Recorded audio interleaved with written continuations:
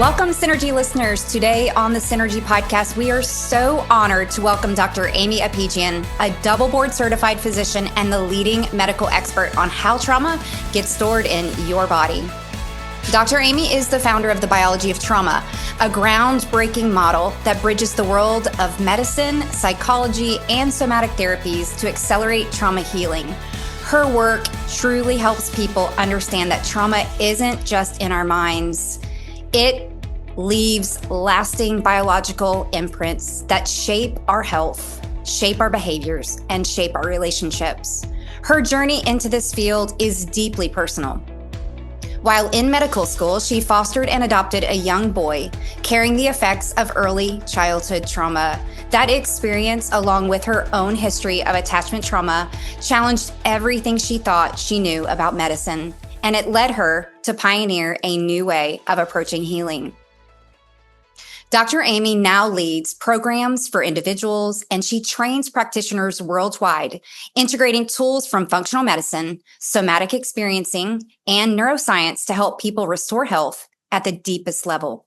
Today, we get the chance to dive into the biology of trauma, what it means for long-term health, and how we can begin to shift from surviving to truly thriving. So sit back, take a listen, and make sure you take great notes. You are going to enjoy this one. So, Dr. Aimie, we are thrilled to have you here. I read your book. We met at Summit in September at the Mindshare Summit, and you were so gracious to give me a copy of your book. I think I chased you down to get a copy when Lori told me about the title. I was like, I've got to meet this person, because I actually had started writing a book on healing from chronic illness earlier this year, like early stages, right? Just kind of capturing thoughts and, things that I'm walking through in trauma recovery. And when she told me the title of your book, I'm like, I got to get a copy of this book. I've got to meet this person.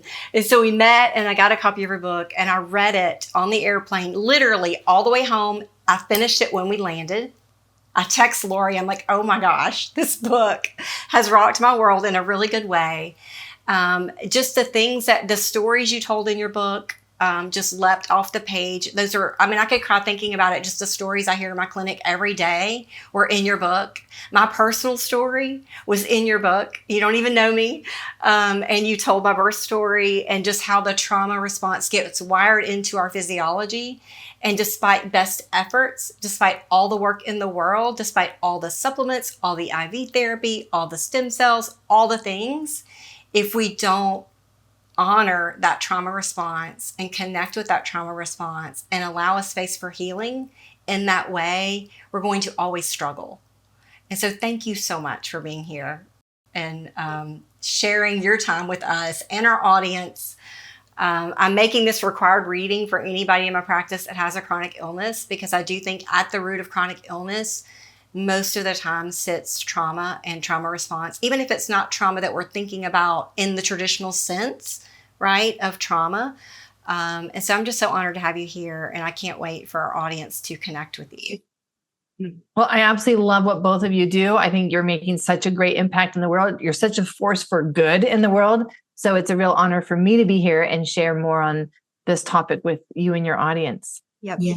We have so much to dig into. We're kind of giddy, to be honest, on this Friday afternoon. You're in the middle of this book launch, which is super exciting. And it's been so fun to watch you get it out there. And I know it took, from what I understand, several different editions I think how many times did you work on? Did I hear 8? Did I hear 8? Yeah, rewrote it 7 times. So this is the 8th iteration of this book, because it was really hard for me. Yeah. I thought that I knew how I wanted to present the material. And then when I actually sat down to write it, and I was thinking of that person that I was writing it for, I realized, nope, that's not it. Nope, that's not it. No. And so it was truly an outpouring of my love and my heart, and trying to walk that person through from the very beginning in a way that I would be able to kind of follow them into this inner world that we have and have it make sense to them, and have the science still be accurate.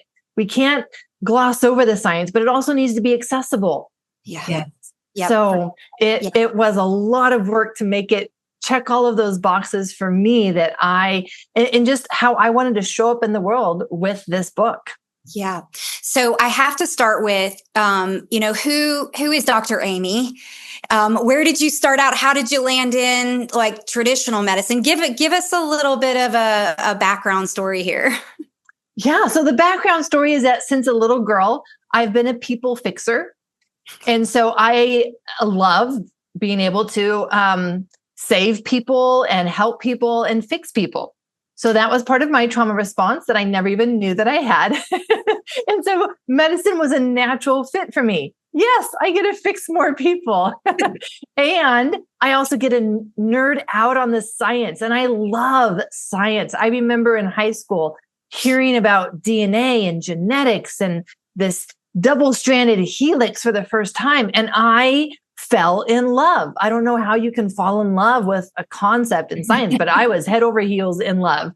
And so it was this natural progression then to study medicine.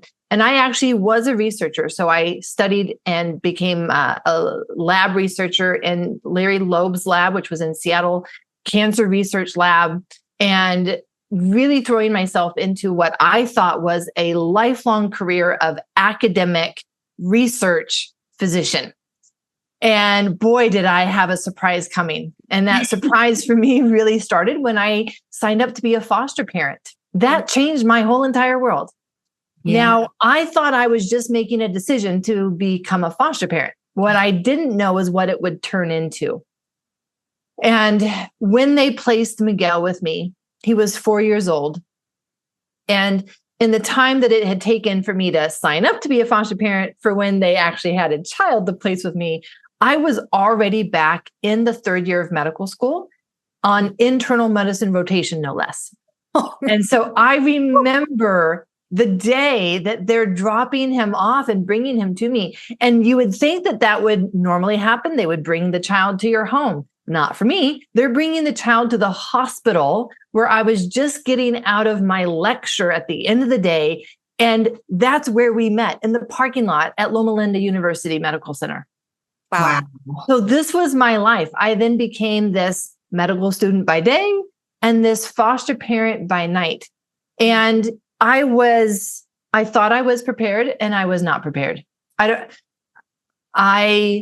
have such a heart for foster parents now, with them not really getting the education that they need in order to be prepared for whatever that child may come with. And what I found with Miguel was that he was bringing with him all of his past. It was almost like it was packed in the luggage that came with him. It wasn't that he was coming into my home and it was a fresh slate and this is a clean relationship and let's give this a go. It was all of his past coming with him. And so that was his filter for his relationship with me. Talk about this in chapter 11 of my book, where our attachment, our early life, becomes the filter through which we experience everything in life. You can't take out that filter from a person. It's so deeply programmed into their very tissues and threads. So to realize then that he saw my love as dangerous, it was quite a conundrum, because I thought my love was what was going to help him. I thought my love was the medicine. Well, when I read that part of your book, I was on a walk, because I did not read it on the airplane and finish it at the beginning, because I have this dear friend who is definitely an overachiever and I love her for that. But I listened on Audible and I stopped in my tracks, no joke, and heard you say that. And I stopped it for a minute just to process that again. Mm-hmm. And it really struck a chord deep when you think about that. Especially when you think about all the adverse childhood events, whether that's birth trauma, whether that's neglect, whether that's frank abuse, whether that's sexual abuse, and how that really wires the whole physiology for a person. And we oftentimes think about trauma as, oh, that happened in the past. I dealt with that. Like, that's no big deal. And we don't realize that our physiology is carrying it around, right? Yeah, and how it's affecting us physically.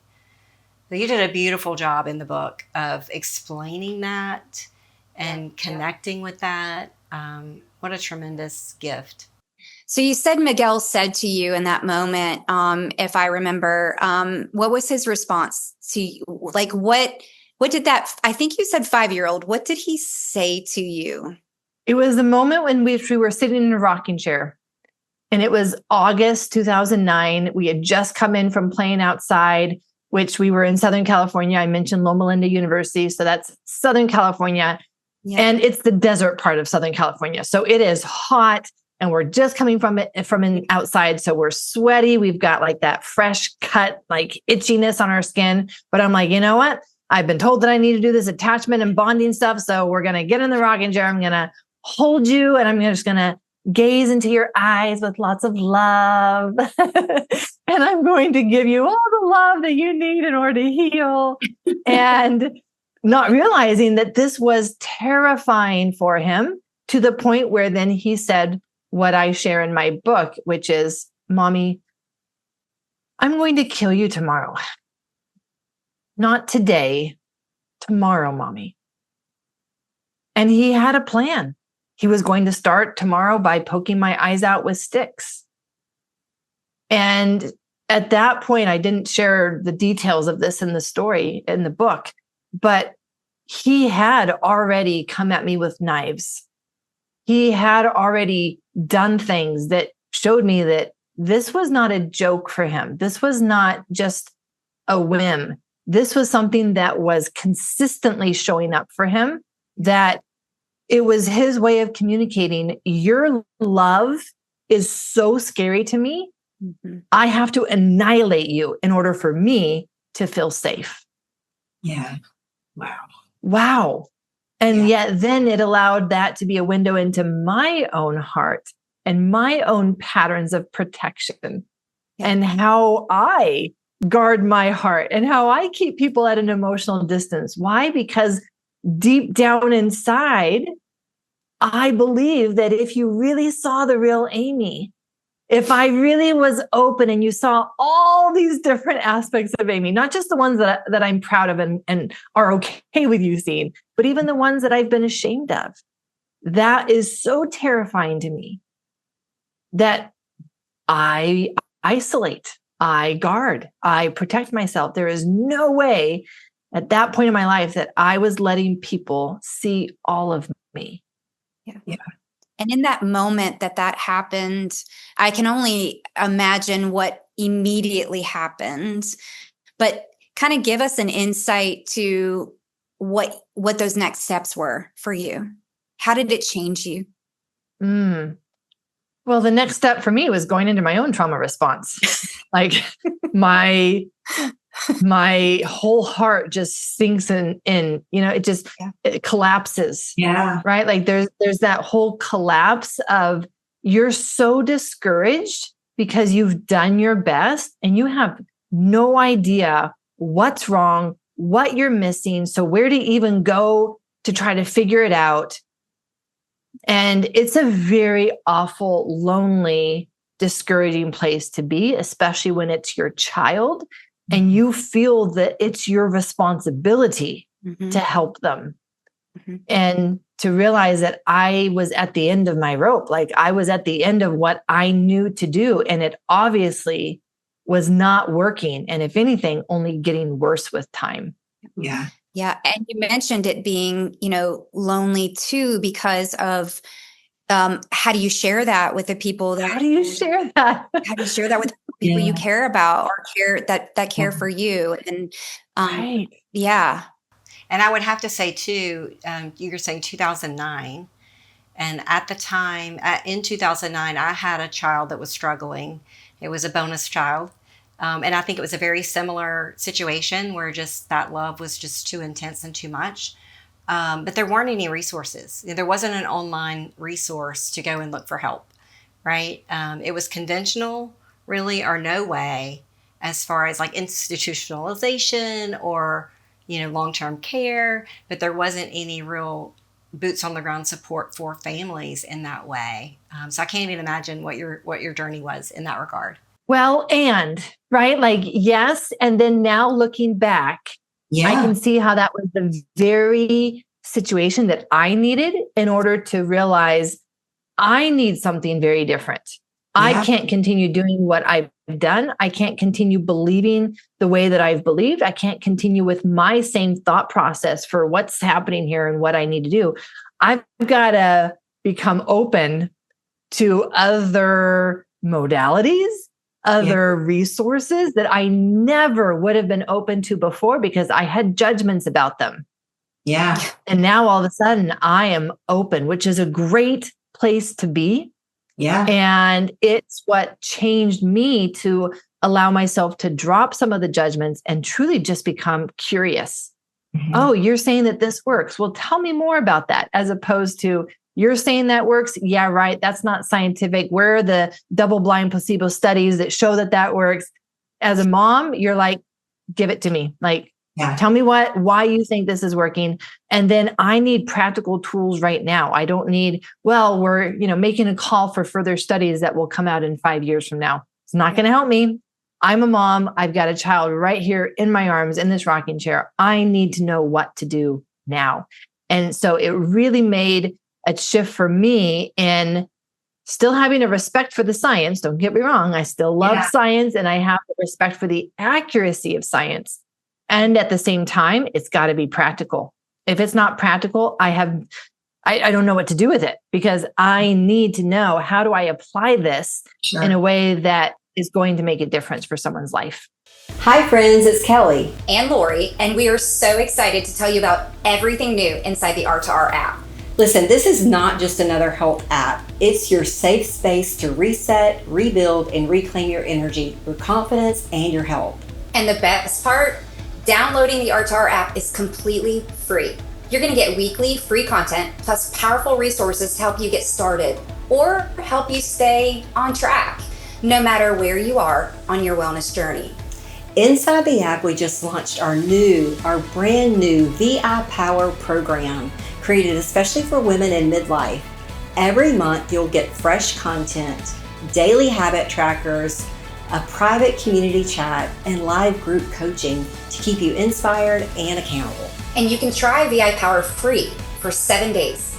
We know once you experience it, you're gonna love the way it helps you show up for yourself every single day. And if you're ready to go a little deeper, we do have our signature program, 40 Days to a Foundation of Wellness. This is a step-by-step journey that guides you through mindset, nutrition, detoxification, movement, and hormone balance, helping you build a strong foundation your health deserves. It's not about quick fixes. It's truly about real transformation. So you can move from just surviving to truly thriving. So if you're ready to take back your health, download the R2R app today. It's free to get started and your comeback starts here. So can we back up and talk about your definition of trauma? I love the way that you explain trauma in your book. So for our listeners, explain to us your definition of trauma. Yeah. And this is actually one of the most common questions that I'm getting because we've had so many different words for stress that we've tended to talk about stress, even though technically what we're talking about is something so much more than stress. Yeah. So this has been a big game changer and a conversation changer with this book, which I love. So the way that I look at trauma is, did it create a physiological trauma response? If it created a physiological trauma response, those are the 5 steps I cover in chapter 1, then that's the definition of a trauma. If it didn't create those 5 physiological steps, well, then that was a stress. And we can talk about stress and we can talk about what are the tools for stress. But once it crosses a line and it's trauma because it created a trauma response, that's a very different tool set that we need to apply for trauma. And I think of my patient, Kenneth. I know both of you read the story of Kenneth, who was a veteran, and he was in the gym lifting weights one morning, and he lifted more weight than what his muscle could endure. And so rather than grow his muscle, it broke his muscle. And he came into the emergency room with his bicep literally in the middle of his arm instead of attached to his shoulder where it should have been. Why? Because when we exceed our capacity, our body is designed to short circuit the system. Yeah. And it knows that if it tries to do more, if it tries to stay with it, it's going to create more damage that would be more life-threatening. So it's better for us just to break the tendon than to try to continue to lift this weight that is clearly more than what we can handle. Yeah. So applying that then to anything, and you know this from reading the book, my definition of trauma is anything that for any reason at that time was more than what we could handle. Yeah. And rather than being able to grow us, it broke us in some way. Yeah. And then that's why there's these lasting effects on our body, is because it wasn't just a stress that we can rest and recover from. It broke something. And once it breaks that, it needs a specific repair. I needed to go in and do a surgical repair of that tendon. I wasn't going to be able to send him home with an ice pack and directions to rest. Mm-hmm. That's not gonna help him, because it had crossed a line. And so many of us are crossing that line all the time, and we haven't had the language to know that that's actually a physiological trauma response, which means that we're still applying tools for stress management, stress reduction, self-care. And it's like, those are great, but not for trauma. Like for trauma, we got to go into surgery. We've got to do a deeper level of repair so that we're not still 20 years later with our bicep in the middle of our arm because we didn't do the right repair. So why are people so averse to the word trauma? Why are people averse to the word trauma? What do you think, Lori? I think, there's a couple of things that come to mind, but it's almost become like a curse word. It has. It's become very difficult to open the door for conversation. And I'd like to understand it better, because I feel like as a practitioner, it's the tools in the toolbox to open the door to conversations that need to be had in a shorter period of time, because you want to do it with love, caring, and compassion. Right? I think your book is going to do that. I just want you to know right now, I think that is going to be a tool in the toolbox, obviously, that we can give, right? But it's a really, really hard conversation. And it's almost a bowing up for some, a tucking down and a head down for others, as if they did something wrong. Yeah, absolutely. Yeah. Yeah. As I've been having more conversations with people around the book, something interesting has come up, and I'm so curious what you're going to think about this. I think that there's also an element of, if I say that I've had trauma, that means that someone else did something or didn't do something that they should have. And I have become such a people pleaser. What would they think if I said that experience was a trauma for me? It's, you know what? They might be my parents. They might be my coach. They might be my friend. They might be my spouse. They might be my children. And what would it do to the relationship that I have with them? Or if they've passed, the relationship that I want to maintain with them, the perspective that I want to continue to have of them and their role in my life, if I admit that experience with them was a trauma for me. I think some of it might go into that level of people pleasing and our need to maintain attachment with people, that we feel that if we use that word, it might rupture our attachment with them. Mm-hmm. And I would imagine that emotional intelligence is a skill that many don't have, and it's a skill that has to be worked on a lot. And when you have had hurts, you've tucked so long, sometimes you just don't know how to talk about it, right? So it's just easier to not talk about it. Absolutely. I think of being a surgery resident and how much people want to avoid surgery because it's opening up your body and then you have to recover. And that's what this trauma work is like. Mm-hmm. It's something that has been so packed down, stuffed down, and then also numbed and avoided, that it's an opening up that we just don't want to do. Mm-hmm. We'd like to be able to continue functioning in life without having to touch that at all possible.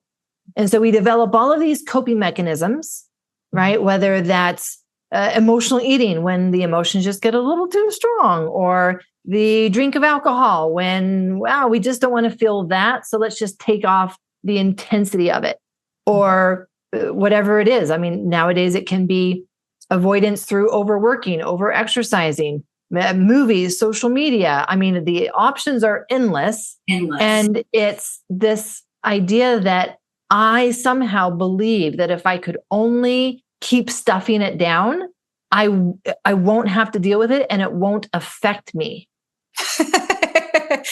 Yes. Meanwhile, we're carrying it around, right? It's exactly. And then that's when it becomes like this abscess.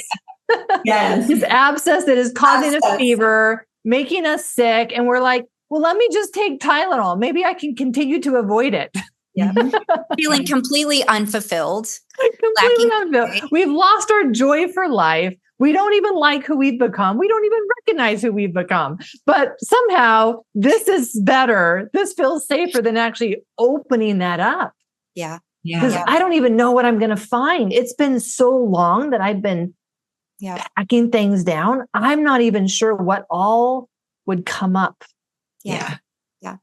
And in small communities, I would think too, is there's that concern about, I am so-and-so in this community. I'm attached with, this name or this position, and the fear of what will come with that. And I do think in the end, when you get around the right people and get the right help, what you find is all of that, that we make up in our heads, right, is their untruths that just supported the irrational. It was just irrational thinking, truly. But anyway, I don't know, that first step to change, I would just ask the question is when we're faced with that person in front of us, as practitioners, and we know that that's an area for them, they've made so much progress, right? We see it all the time, but we just know that they haven't reached their optimal, because there's just an area they haven't worked on just yet.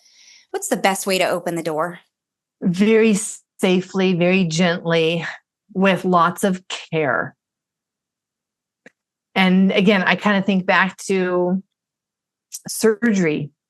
I wouldn't take someone to surgery and open them up unless we had done all the preparation to make that surgery safe for them. Mm-hmm. So what if they need surgery, but the anesthesiologist isn't ready yet? Well, I'm going to wait for the anesthesiologist because that's how we do it safely. Yeah. Right. Otherwise, even though it's a good thing, even though they need opening up and to clean out that abscess, the process, the how we do it can actually make it more dangerous. Yeah.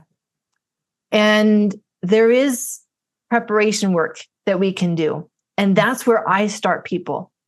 And so I even tell them, let's not start with your story. Let's not start with going into the past and digging up things and processing things and talking about these stories. Why? Because we're not ready for that yet.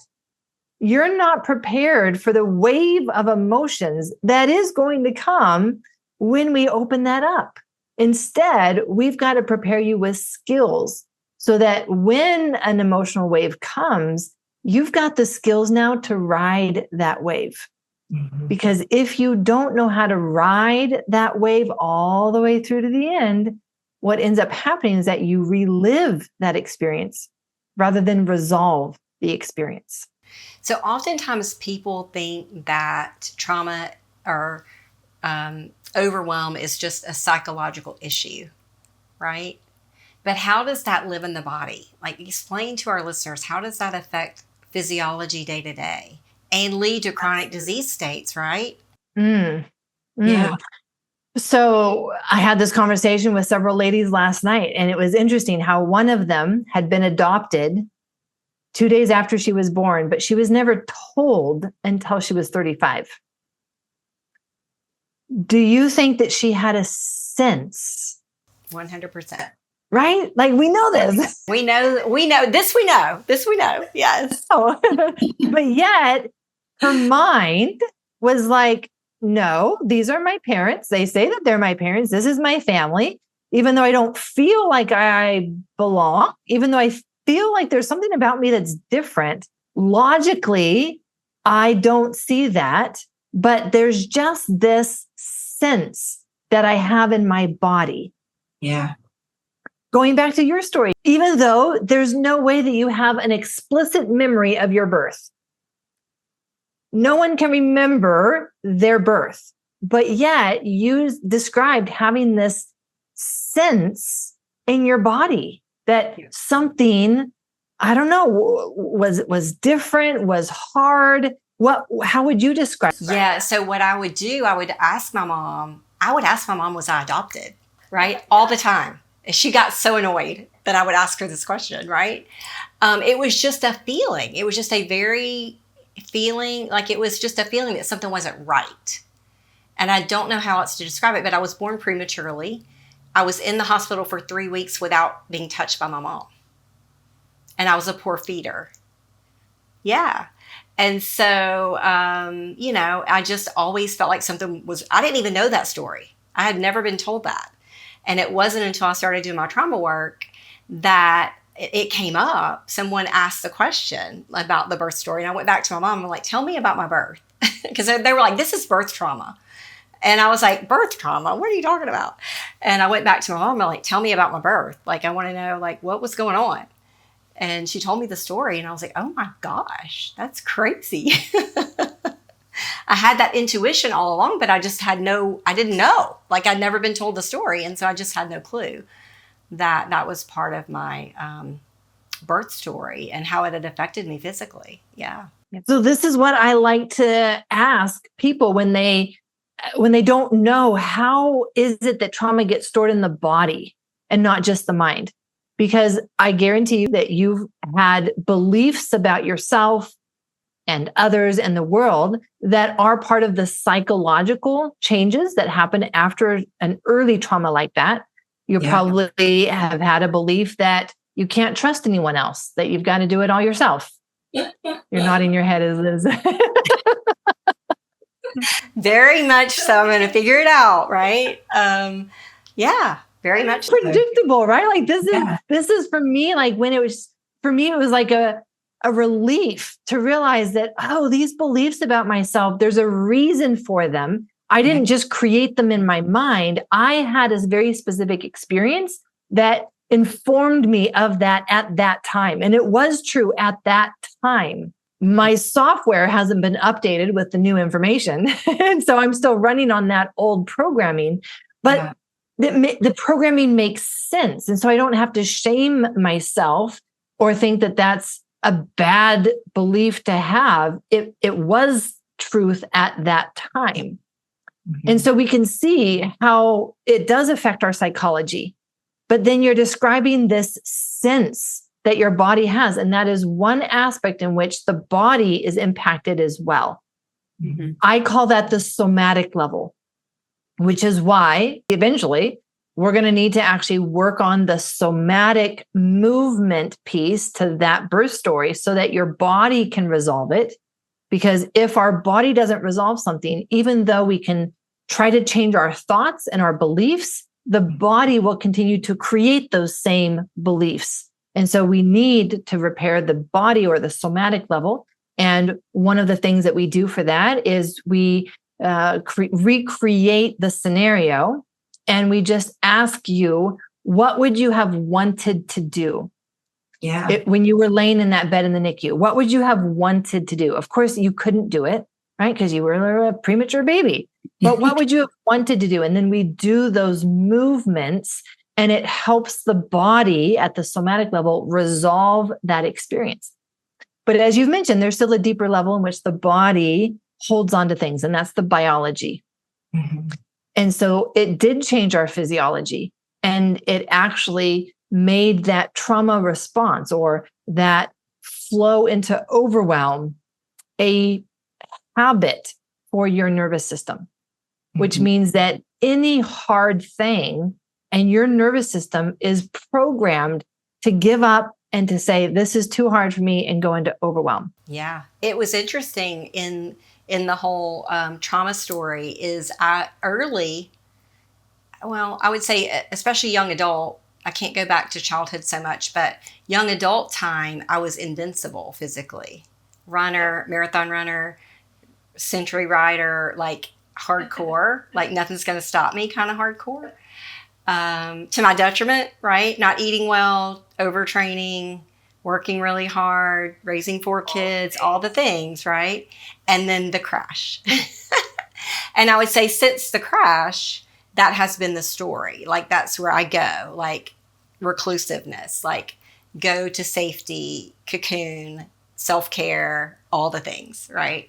Just to make it through the next day. And this is what happens to everyone, right? And so this is what I wanted to communicate in my book is just to normalize all of this. Yeah. Because initially, when we have these stored experiences of our past, it creates stress. So stored trauma is the biggest source of stress in our life. It creates stress. Now that you've read my book, you know that stress is a high energy state, which means that we're going to be channeling that stress into exercise, into work, we're going to have to channel it somewhere because it's got to go somewhere. It's energy somewhere. And so we do that until our body's like, I need more gas in the tank and you're not giving me what I need. So you're not giving me the magnesium and the B6. And we've kind of run through all of that stuff. And I need more support if I'm going to sustain this stress response. Of course, we don't know that. So we don't give it what it needs to sustain the stress response. And that's when it starts becoming more and more overwhelmed. Yes. And we spend more time in overwhelm than what we used to, simply because our body cannot sustain that stress. And so now it's dipping into that overwhelm and crossing the line. Mm-hmm. Or do we, in the attempt to do that, we do more of what of course. We definitely try that first. Yeah. The more of what we used to do because it worked. What we used to do. And then we figure out that's not working. And then, friends and practitioners say you need to breathe more and you need to meditate more and you need to take more yoga classes, which to your point, they're all helpful, but to what extent? Yeah. And I would say to our listeners that are listening to this is a very common story. I think we have a point of vulnerability, especially for females. I think men do too, but I think females especially because we go through so many hormonal transitions that there's so many opportunities to fall off the cliff physically, right? And I think that we get into caretaking and we're taking care of everyone else around us and not really listening to our body. I learned to disconnect from the physical. Running taught me that. Like I could feel pain one minute and the next minute have a euphoria. So just keep going, right? And so I learned that emotions are transient. Don't listen to them. They don't direct your path. You direct your path, right? And so just overriding all of the messages that were coming in, not paying attention until all I could do was pay attention. Right. Well, and what I was taught, I'll be curious if this is the same for you. What I was taught was that it only matters what you do. Yeah. It only matters your actions, your behavior. So I don't care what you feel.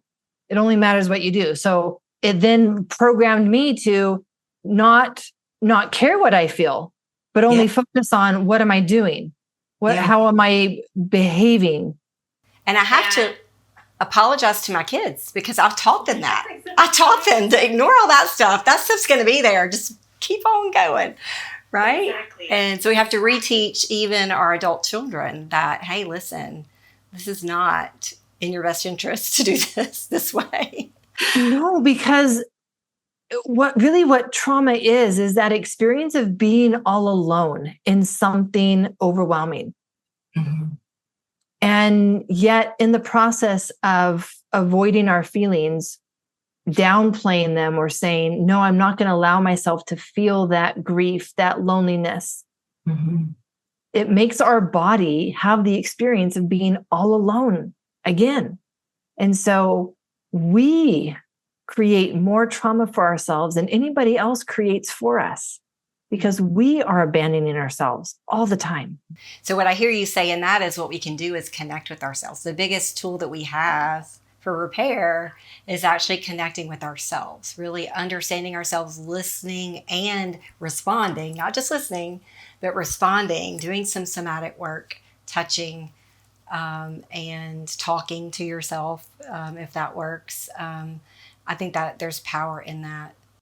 Mm-hmm. Yes. And I'm so glad that you got that. And I'm assuming that you knew that before you read the book, but that was a big, important piece for me to communicate in the book, was that it's not just connecting with our body. We actually have to respond. It actually has to become a relationship where we can talk to our body and our body can talk to us. And I can do something for my body and then my body does something for me. Like, it needs to be a relationship. Just connecting with my body is not going to be enough. I'll have to say, with the trauma work that I've done, I had been told that, but until I read it in your book, it did not click. You know how you hear things and you hear them and you hear them, but because I didn't know really, I'm a science person too, and so I didn't really understand the physiology behind that. I just thought it was another tool. It's just something you could try. You know, it's just another tool. It wasn't the thing. And so it wasn't until I read your book that I really realized that that was the missing piece. That was the thing of really connecting back, not just being aware of, but actually connecting back and getting more in tune with that relationship part. So Yeah, I think you did it. Exactly. Like I think of a mother with her baby. Mm-hmm. And when her baby cries, is it going to be enough for the mother to come and just be like, "Oh, sweetie, I hear you. I'm not going to give you what you need. I'm not going to give you what you asked for, but I hear you. I'm connecting with you." Mm-hmm. Right? Of course, that's not enough. Like we know that, but yet that's what we try to do just with ourselves. Oh, I hear you, but I'm not actually going to give you support. I'm not actually going to give you what you need in order to feel safe right now with what you're feeling and experiencing. Mm-hmm. And so I think that the connecting the messages in the world right now around, hey, let's connect with our body, are an important first step. It's just not the last step. And I don't want people to just feel that they can only connect with their body and that is enough for this deeper level of relationship that allows the deeper healing. So I would love to go all the way back, if you would do this for our listeners who haven't read the book yet, who are going to read the book, and go through the actual what it feels like and what those steps are, what the body goes through in that moment of trauma and on. The process is actually quite simple. Mm-hmm. And when I learned this, it was part of the pieces that I found for Miguel. When I learned this, it was almost like this startle moment for me of like, this is it. Like, why wasn't I taught this? How have I not known this? Of course, this is the trauma response. And of course, it's the instinctual, universal trauma response, meaning it's the same response that we'll have to a car accident as we do to a betrayal, as we do to a whatever it is. The body only has one trauma response. That was profound for me, I have to say. And I've read a ton of books and I've listened to a ton of things, but that caught me. And that's why I want you to go back to it, because I do think that people need to hear this. Yes. And we have been taught around the fight, flight, or freeze. And so those are terms that most people are familiar with. But let's break that down to see like what exactly is happening inside of the body that makes something be a trauma and makes it be different than a stress then. Mm-hmm. So as we are looking at this, we're going to look at it in terms of the different aspects of the nervous system and how it can respond in order to help us survive anything. And it's like shifting the gears in our car. There is an appropriate gear for every situation. If you are driving through snow and ice, you likely want to be in first gear because that's where you will have the most traction. You don't want to go too fast. And so your car will stall if you are trying to drive in fifth gear. So every gear has a very distinct purpose. And it's like our nervous system just shifts gears for every escalation of threat. So let's start when we are having just an ordinary day. It's an ordinary morning. You don't expect anything to happen. And so you are in this ventral vagal parasympathetic rest and digest. There's a number of words that have been used to describe it. But for your nervous system, this is where your energy is just, it's middle ground. You're calm, you're creative, you're connected, you feel safe, you feel secure. You're coming from that place. If there's going to be a threat, there is going to be a very distinct moment in which you first sense that something is off. And it would be the moment that if the news is going to come across a phone call, you look at that phone as it's ringing and you see who it is and you're like, something's wrong.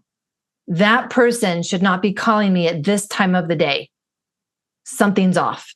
And so there's always, even if it's only a split second, there's always a moment where our nervous system has that startle response and it primes the system for what's going to come next, which is just the escalation of the gears. But the startle response is a gear shifter and it's going to put you into that state of, is it a real problem? And you can feel your energy come up and it's getting you ready to fight or run away if you need to. You want a running start. And that's what the startle does for us. So we've shifted into second gear, probably into third gear. And then in this story, we're going to say it is definitely a danger. This is a confirmed threat. In chapter 1, I invite you to join me in a car accident with my patient, Elena. And that moment where she has the startle, when she hears the tires skidding, and then when she looks up and sees the car coming towards her, that's going to be another shifting of the gears into a higher level, because now it's confirmed, not only is there a danger, it's coming towards me. Like this is a danger for me personally. And so now we're in this gear where we are actively responding.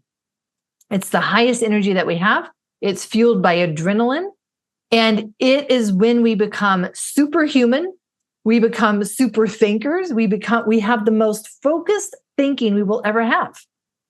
We are the strongest that we will ever be, because our only intention right now is to make energy and to use up that energy to overcome the danger. And we do that either by running or by fighting. But it's a very active response. And what happens next is where that is no longer an option. And it's called hitting the wall. So this is step number 3. And step number 3 is that moment, split second moment where you realize there's nothing else that I can do that will make this bad thing stop happening. There's nothing else I can do. And even as I say that, I notice my own energy just like drop. Yep. This is the equivalent of throwing the emergency brake on in the car. It doesn't matter which gear you're in. The emergency brake is on. And it's our body's way of saying, if there's nothing else that I can do, then not only should I not do anything else, it's dangerous to keep trying. It's dangerous to now be alive. It's dangerous now to be seen. It's dangerous to make noise. It's dangerous to be a problem. I need to go along with things. I need to just give in and give up. It feels like depression. It feels like heaviness. It feels like shame. And that's all part of this trauma response to keep us from doing something. And it's broken up into 2 steps. In my book, I say it's the freeze and then it's the shutdown. And the freeze is that momentary shock, realizing that there's nothing else I can do. And it's the moment in which what's happened and what's happening feels unbelievable, unbearable, and overwhelming. And that combination is a shock to our heart and to our nervous system. It's literally, it stuns us, which is why there's that momentary paralysis of, oh, I can't do anything. And then that's when our body says, I can't sustain that physiology. So we're just going to go all the way into I can't do anything and make you feel slow and heavy and brain foggy and have you searching for words and have you just playing along, meaning whatever someone tells you to do, you're going to do it. They ask you to hand over your bag and your purse and you're just going to do it. You're not going to fight them anymore. You're just going to do whatever they tell you to do. And that's how we survive anything. So our body literally goes through all of the survival strategies that it has. And it only goes into this one if nothing else has worked. What about for complex trauma where there's been prior trauma and someone automatically goes into freeze? Like they don't feel like they go into those other fight or flight. They just automatically go to freeze. Is that just happens quickly, or like what would you say to that? It is happening that quickly that they don't recognize it. And that's what was happening to me. And so as I started doing this deep study into the nervous system, I didn't even recognize my startle. I didn't even recognize my stress because I seemed to go immediately from trigger to freeze. I feel like that is so common. I feel like that's so common for females that are struggling with chronic illness. And so that's why I bring that up. I feel like they may not resonate with the story because they don't feel the heightened intensity of the fight or flight. They just go straight to, they just feel like they go straight to freeze because they haven't connected with what that actually feels like. Yeah. And here's why that's happening for them. Okay. I talk about the critical line of overwhelm. Yep. And that critical line of overwhelm determines how much stress you can hold before you cross that line into overwhelm. Mm-hmm. And for someone with chronic disease, that line has moved because their body isn't able to generate a stress response. And so their critical line of overwhelm is at the point of startle because they can't sustain that stress response. That's dangerous to their body. And so as their body registers what's happening, that there's something hard, their body's like, yep, nope, can't do that. And we're going to immediately go into the wall and the freeze and the shutdown. So it's all there. It's just like that critical line of overwhelm shifts depending on our own biology, depending on our support, depending on all of the factors that go into our neuroception deciding what is my current capacity, which then is where the hope is. Because wait a second, if that line has shifted towards I can't handle any stress, then there are leverage points that I have to start moving that line and building my capacity. And that's what the healing journey is. The healing journey is meeting my body where it's at right now, but then building its capacity for hard things. Yes. Yeah, we were made for hard things, right? Yes. Then I can stay with something hard. I can lean into something hard. And that's when I'm going to be able to experience a wave of emotions and not immediately freeze and shut down, but this time have the capacity to ride that wave all the way through. And that's when the healing starts to happen. When we can ride our waves of emotions, even the hard ones, all the way through so they don't get aborted and then just trapped. That's right. So talk us through, that was so good. Thank you for that. Thank you, Lori, for asking the question because that was really powerful. Walk us through the steps for repair. Like how do we repair that response so that we can move that wall and expand the bubble? I call it the bubble. We have to live in a bubble for a while, right? How do we expand our bubble, right? Well, as you've mentioned, we need to create the bubble first. Yeah. And so that's the first step. The first step is creating our bubble. Mm-hmm. And I call it creating the inner safety, creating that sense of inner safety right here, right now. And that way, even if you're still in the middle of a stress, even if you're still in the middle of a relationship that's not healthy for you, even if you're still in a war zone, you can still find moments where there's no immediate danger and you can shift your nervous system into, and right here, right now, I'm safe enough. Right here, right now, I'm safe enough. And that starts to create that bubble that you're talking about. Mm-hmm. And when we have that bubble, yes, our life does become smaller for a period of time because we need to build the ability to stay feeling safe for longer periods of our day. Once we have that, then we say, I think it's time to start building my capacity. And how I build my capacity then is determined on my ability to stay feeling safe enough while I build my capacity. And that is how we stretch and grow and not break.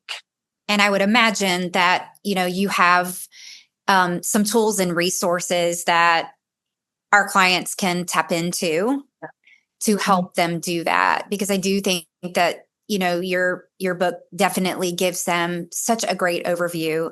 But I've been on your landing page and you have some really great content. So I wanted to, we could stay on here all day with you. I just want you to know that we have a list of questions that were a mile long and we could keep going with them. And maybe we're just going to have you back. I know you're super busy, so we'll wait for that to be over for you. Thank you for carving out time in this very important time for you. We're just so appreciative. But I just wanted to end with you having the opportunity to not just obviously share your book, but how do people connect with you? What resources do you have?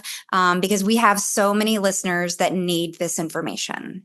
And thank you, Lori, for realizing and acknowledging that information will only take us so far.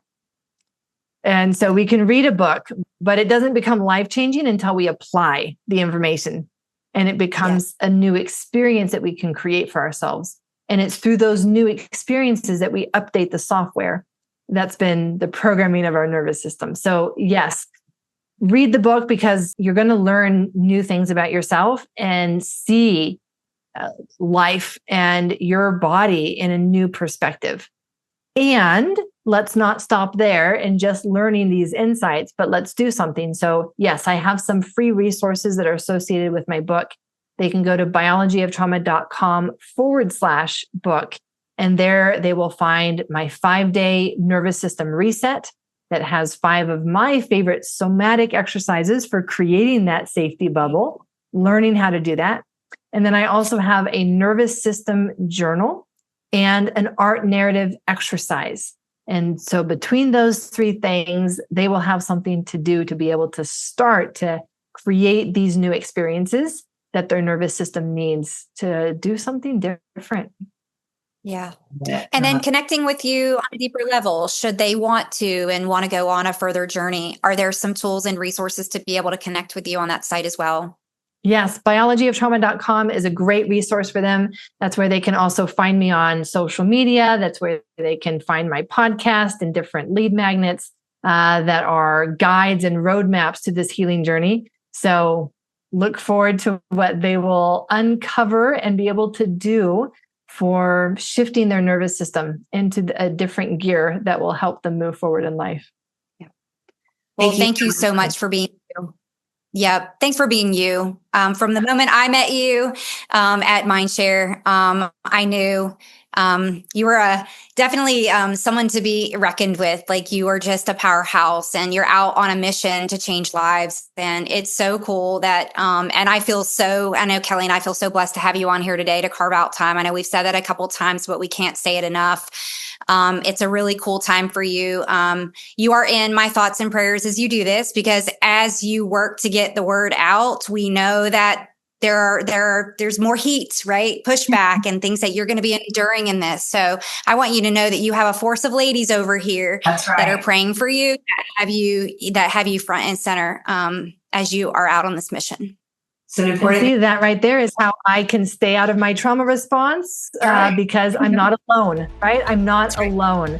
And when we are not alone, we can do some really hard things. And appreciate your support and love. It's such an honor to have you in my life. The Synergy Podcast is for general informational purposes only and does not constitute the practice of medicine, nursing, or other professional healthcare services, including the giving of medical advice, and no doctor-patient relationship is formed. The content of this podcast is not intended to be a substitute for professional medical advice, diagnosis, or treatment. Users should not disregard or delay in obtaining medical advice for any medical condition they may have and should seek the assistance of their healthcare professionals for any such conditions.